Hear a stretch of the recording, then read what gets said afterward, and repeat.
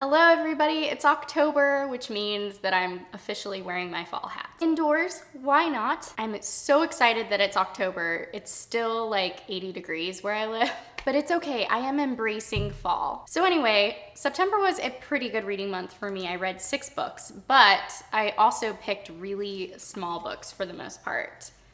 That's what I read. Yeah, so truthfully, I did not read that much or that often, but what I did read, I really enjoyed. The first book I read in September was The Shadow of the Wind by Carlos Ruiz Zafon, and I don't think I have to tell y'all again how much I absolutely adored this book. This is definitely my favorite book so far in 2016. I will be telling everyone and their mothers to read this book. But seriously, it is a dark, gothic mystery story, so it's not for the faint of heart. So I'm not gonna go into the plot here because I've definitely done that in my vlog, book haul, and TBR videos, but I will just say that this is a masterpiece. I truly believe that. It was beautiful, complex, redemptive, full of those warm-hearted, good of humanity kind of intricate stories, but also pure evil, heart-shattering kind of story. I was completely enthralled with Julian Carax, with Daniel, all of the characters, honestly. It's just such a sad coming-of-age story with just like a piercingly accurate portrayal of love lost and friendship lost, but it is hopeful. It's very, very hopeful, which I feel like is pretty hard to pull off. It's a book that's wholeheartedly about, you know, fate and time and what connects us all, and it's every book lover's anthem, I feel like. It was a little bit of a slow start for me, and I don't think that's because, you know, the writing or the character development in any way. I think it's just dripping with detail, so it kind of takes a little bit before you get totally immersed in the story. But once you are immersed in the story, it's like you've kind of crawled into your own labyrinth of story, your own space to kind of fall in love with this book. Ugh, I just loved it so much. I can't, that's all I can say is that I love this book so much. I want to reread it soon. I took lots of notes, but I would like to reread it. And I would like to listen to it on audio, I think. Looking forward to more books by Carlos Ruiz Zafon. The next book that I read was I See You by Claire McIntosh.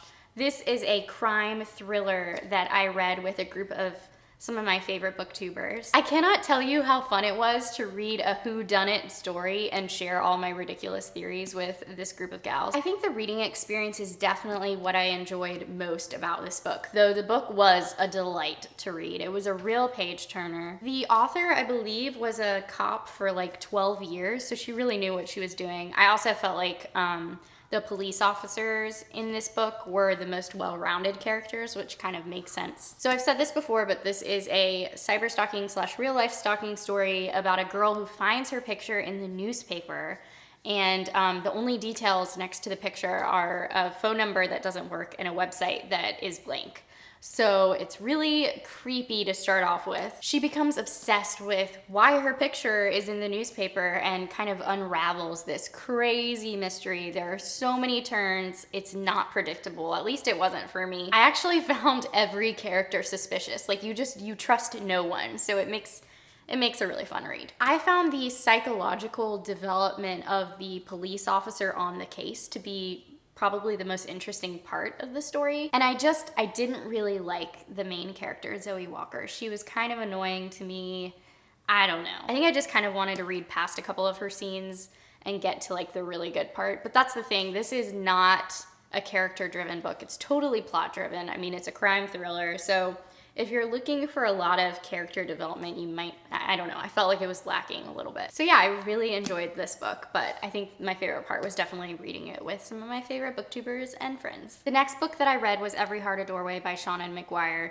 This book, guys, it has a soft spot in my heart. I loved it. It's my kind of strange. I wrote a quick Goodreads review about it, actually. I'm really bad at committing to writing Goodreads reviews, so I'm gonna kind of summarize what I said in my review. Basically, I just mentioned that I totally agree with readers that this is a dark, atmospheric, surprisingly wonderful and unique read. I completely fell in love with this premise. Truly one of the most fascinating ideas that I've come across in a long while. Basically, it's about the aftermath of when children kind of slip away into other worlds through secret doors and hidden passageways and wardrobes. These doors lead to a world where these children truly belong. But then they have to go back to their real lives and their parents, and everyone thinks they're crazy because they're telling the story of what changed their lives and no one's believing them. So they get sent to a boarding school, which is really kind of like a group home slash therapy for how to cope with their lives now that they're not living in their true home. There's something so unsettling about this group of teenagers who have traded in their old lives and even their families for a world that they really belong to. My only criticisms of this book are twofold. One, I feel like the book was entirely too short. I just wanted so much more. There were just so many worlds I wanted to learn more about, and the characters had so much potential. And two, when it came to the characters, I wasn't totally invested. I was intrigued by them, but I didn't really care that much about what happened to them. So to the point where like some of the murder mystery scenes kind of fell flat to me. I think part of that is attributed to the dialogue. At times felt just a little bit stilted. I hate to say that because I loved the conversations that they had and sort of the philosophical approach, but at times it felt like the actual dialogue was really only there to quickly summarize what was going on or to like explain something about a character in terms of which world they belong to. I think that's why I loved Sumi and Jack so much. Those were my two favorite characters. I felt like they had really distinct voices. If you read the conversations, you knew who was talking because they sounded different. Overall though, these minor things didn't bother me that much. I still really, really enjoyed this book. Yeah, and the Girl Interrupted vibes were on point. Like I would love to see this made into a movie. Anyway, on to A Series of Unfortunate Events by Lemony Snicket. We've got The Bad Beginning, The Reptile Room, and The Wide Window. Guys, these books take me back. Like I didn't read a lot growing up, but I did read these and it just made me feel so nostalgic. I'm actually really excited about the Netflix adaptation. I don't know if it's gonna be like a Tim Burton-esque adaptation. I really have no idea, but that would be awesome. So reading these books as an adult was really fun because I feel like I got to really pick up on Lemony Snicket's unique style. There's just no one like him. His writing style is just so unique, like how he inserts himself into the story. Like at one point he talks about Violet and how she was making some sort of invention. He literally stops in the middle of the story and says, "We all know, of course, that we should never, ever, ever, ever, ever, ever," can you see that? Like the whole page.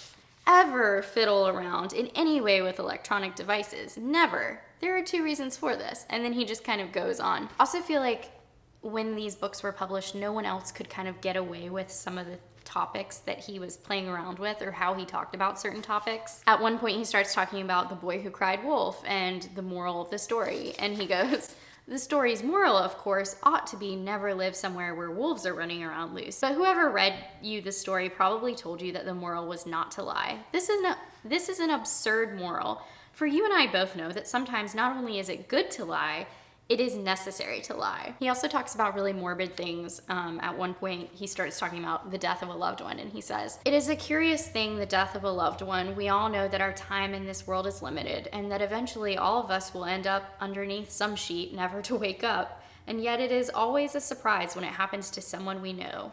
It's like walking up the stairs to your bedroom in the dark and thinking there is one more stair than there is. Your foot falls down through the air, and there's a sickly moment of dark surprise as you try and readjust the way you thought of things." I just love how blunt he is in his delivery, and just it's so refreshing to think about him writing this for kids and just telling them how the world really is. I also love that Violet is basically interested in mechanical engineering, which is just not something you see every day in young female protagonists. At one point, Violet makes an invention that's very necessary, and she says, "It was an emergency," Violet said calmly, "so I picked the lock." "How did you do that?" Mr. Poe asked. "Nice girls shouldn't know how to do such things." "My sister is a nice girl," Claus said, "and she knows how to do all sorts of things." He just kind of flips everything upside down. I really loved the jumbled way that Lemony Snicket writes his books. Like he tells his readers when something's about to happen, but it hasn't happened yet. He switches point of views and he kind of stops telling the story at really suspenseful times. to tell you what he's doing in that exact moment of writing the book. Like at one point, something very interesting happened, and he said, "I am very, very, very sorry to leave you hanging like that, but as I was writing The Tale of the Baudelaire Orphans, I happened to look at the clock and realized I was running late for a formal dinner party given by a friend of mine, Madame de Lustro." And then he just goes on, and it's just like, you really feel like you're sitting in a room being told a story. He doesn't take himself too seriously, and he does it so well. And I also, as an adult, feel like I could appreciate more the letter to the editor at the end of each book. It's just so sweet and wonderful, and I really want to work with an author like him. So I was supposed to read 4 of these books this month, but I only read 3, and honestly, it's because I could only take so much of Mr. Poe not believing these children. The whole, like, adults not believing them about Count Olaf just really bugged me, and I was getting tired of like the same storyline by the end of book 3, and I just wanted to shout at the kids to just blurt it out already. But anyway, I did still really, really enjoy it. I'm looking forward to the TV show. But anyway, that's enough gushing on that. So I also listened about halfway through The Graveyard Book by Neil Gaiman. I'm really enjoying it, and I'm rolling it over into October because I just haven't had time to sit down and really listen and devote all of my attention to an audiobook right now. But it's kind of perfect for October. It's spooky and wonderful, and I'm really enjoying it. So those are all the books that I read in September. I mean, I honestly loved all of them. It was a great reading month. This one though, this one takes the cake. I'm actually amazed that I read anything after this book because I had a serious book hangover. Anyway, that's all I've got for you. Hopefully you'll be seeing my October TBR video soon and my Spookathon video.